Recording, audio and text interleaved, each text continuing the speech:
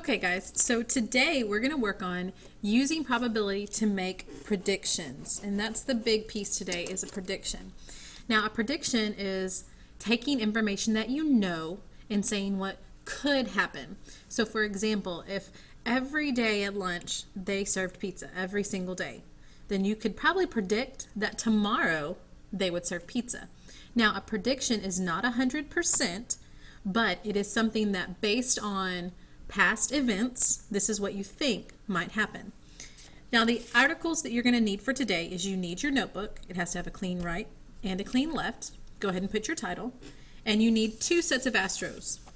One astro is 76D and the other one is 76C. Now we will not be using the front of these astros, just the back as part of our notes. So make sure that you have both of these astros and you pick them up where you get your DIYs. Alright, at any point, if the video seems like it's going too fast or you need to rewind, don't forget, you have full control. Pause, rewind, fast forward, whatever works best for you. So we're going to start with the one that is 76D. Okay, so 76D. Now the thing that's really important is that we're going to use proportions. Okay, so let's remind ourselves what a proportion is. Proportion. Okay. A proportion is two equal ratios, and let's say we have 1/2 is equal to n over 12. Okay. If you remember when we worked these, we said we're going to cross multiply, so we cross the two numbers here and we get 12, and then you divide by the extra one. So 1 times 12 is 12, pretty easy. Then divided by 2 is 6. Now, that's not the only way to solve a proportion. You could also say, ooh, 2 to 12 is times 6. So 1 times 6 and equals 6. So there's more than one way to solve these. But you need to remember proportions to be successful in making predictions. So let's try our first problem. We will be starting with the paper that is 76D. Flip over to the back and look at problem number 1. Let me make it a little bit larger so you can see it. And it's actually problem number 5. A fair number cubed is rolled 30 times. That's pretty important. The theoretical, now remember, theoretical means in theory. Theoretical is what we found the whole time. What should happen? How many times will a cube land on a 5 or a 6? All right. Now, the first thing you want to do is write your probability statement. Many of you have not been doing this, but it's extremely helpful. I want to know the probability of a 5 or a 6. Hopefully you remember that keyword or means to add. So how many 5s are on a number cube? 1. How many 6s? 1. 1 plus 1 is 2 out of 6. Now 2 out of 6 is perfectly the answer, but you could also simplify, take 2 out of both and get 1/3. Either one is great. Now here's where the prediction comes in. This is based off of one roll. We're now going to base it on 30 rolls. So this is where your proportion comes in. Sorry about that. So this is where your proportion comes in. You want to know out of 30. Now, anytime you get those number of rolls, that's always your denominator because that's out of the total times. So if it tells you 30 rolls or 200 spins, that's your denominator. Your top number is n. So you can say 2 times 30 is 60 divided by 6. 6 goes into 60 10 times. Okay, that's one way you can solve it. It works the same if you're using here. 1 times 30 is 30, divided by 3 is 10. Either way, you will get the same answer. You could also say 6 times 5 is 30, so 2 times 5 is 10. Either way, it's the same answer. 3 times 10 is 30. 1 times 10 is 10. So the question was, theoretically, how many times will the cube land on a 5 or a 6? And that's for 300 times. 10 times. Okay? Theoretically, 10 out of the 30 times. That would be your answer. Okay. So let's look at number, well, it says number 5 again, but I think it's supposed to be number 6. A spinner with 9 equal sections is labeled 1 through 9, is spun 225 times. Theoretically, that means what could happen, what should happen. How many times would the spinner not, big word there, land on the number 7? So first, your probability statement. Probability, not a 7. Well, if there are 1 through 9, that's 9 total. Well, how many of them are not a 7? Well, 1's not a 7, 2's not a 7, 3's not a 7, 4's not a 7, 5's not a 7, 6 is not a 7, 7 is a 7, 8's not a 7, 9's not a 7. So that is 8 out of the 9 times you would not get a 7. So this is the theoretical probability of not landing on a 7 if you only did your spinner once. Now it wants to know out of how many times? 225. So equals n over 225. Remember, the number you're predicting is your bottom part, or the number you need for your prediction is the bottom. So to solve, we're going to cross multiply. So we're going to say 225 times 8. Well, 8 times 5 is 40. 2 times 8 is 16, 17, 18, 19, 20. Carry the 2. And 2 times 8 is 16 again, 17, 18. So 1800 divided by 9.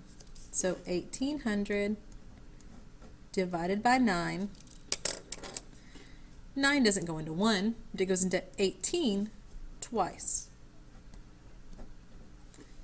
Now remember, you're not done. Bring down your zeros. 9 goes into 0, 0 times. 9 goes into 0, 0 times. So how many times will the spinner not land on the number 7 if you're making this prediction? 200 times. And don't forget, that's 200 out of 225. For the next one, I'm going to start you off, and then I want you to pause the video and see if you can mark off, or you can solve it. So the spinner shown is spun 20 times. So 20 times, we need that for our prediction. How many times would you expect the spinner to land on B? So start with probability of B, and tell me, how many times would you expect to land on 20? So go ahead and pause and solve. All right, hopefully you've paused it and you've solved it. So here we go. The probability to land on a B is 1, 2, 3 out of 4, 5. 3 out of 5. That's the theoretical probability. But using the prediction of 20 times, 20 is my denominator. 5 times 4 gives me 20. 3 times 4 gives me 12. 12 out of 20 times. 12 out of 20 times is what I would expect it to land on B. Okay? That's the theoretical probability that it will land on a B. Now you also could have said 3 times 20 is 60 divided by 5, and you would still get 12. Either one is fine. All right, so looking at the next one is actually not using predictions, so we're going to go ahead and cross that one out. Yay, one less for you to do. Now, we need to save this, and this is a pretty big deal. So, to save this in your notebook, here's what you need to do. Let me back that up. You're going to set it right here. Fold it up, fold it over, and now you're going to put glue on this back side right here. So I'm putting glue essentially on number 2. Lots of glue. Beat it down. Ugh. So now I can open it, and I have all my work right there. Beautiful. Alrighty. Alright, the next one we're going to work on is 7-6C.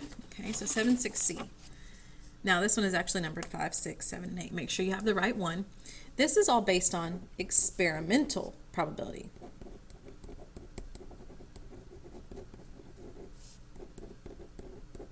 Okay, this is predictions with experimental probability. So we're going to be given sets of data. So whenever you look at experimental probability, the first thing is, how many times did the experiment happen or the event happen? That's where you want to start. So let's start with number 5. Number 5, Jennifer is playing a game that involved rolling a fair number cube. The number of times she rolled each number on the number cube is shown below. So these are the number of times. Now, before I go any further, how many times did she roll it? It doesn't tell us that. So if you add all of these up, you will get 60 events, okay? Which means she rolled it 60 times. Based on the experimental data, which is all of this up there, what is the best prediction of the number of times Jennifer will roll a 2 if she rolls it 100 times? We got this. So we need the probability of a 2. Well, how many times did she roll a 2? 12. Out of how many times did she actually roll? 60. That's the biggest part when using experimental data. Use what's given. Well, I want to know out of 100. Now, to help ourselves out, let's simplify this. Let's take 6 out of both. Divided by 6. 6 goes in there twice. 6 goes in there 10 times. Awesome. Out of 100. Ooh, these are my favorite. 10 times 10 is 100. 2 times 10 is 20. Woohoo! That was an easy one. Now, could we have said over 100, cross multiply and divide? Yes. But let's work smarter, not harder. Moving on to number 6. Remember, you can always pause. Benita observed that 28 out of the 55 patrons, that's our probability, at the public library used the computer. The librarian told Benita that 660 patrons are just people who visit, entered the library through the day. Based on Benita's observations, how many patrons during the day would you expect to use the computer? So 28 out of 55 is equal to something out of 660. All right, now me, I don't know any direct simplification here, so let's go ahead and just cross multiply 660 times 28. 8 times 0, 0. 6 times 8 is 48. Carry the 4. 8 times 6, or 6 times 8, is 48. 49, 50, 51, 52. Placeholder, 2 times 0, 0. 2 times 6, 12. Carry the 1. 2 times 6, 12. Plus 1, 13. Woo, lots of math.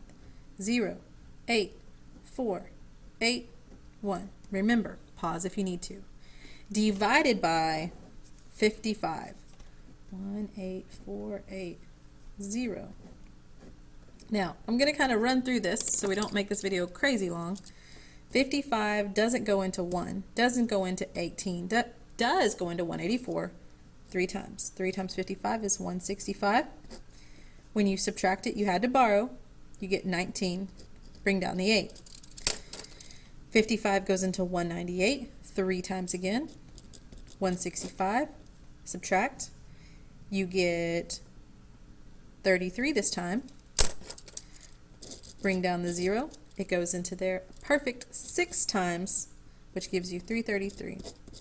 The answer is 336 times. 336 would be how much you would expect if out of the 660 patrons.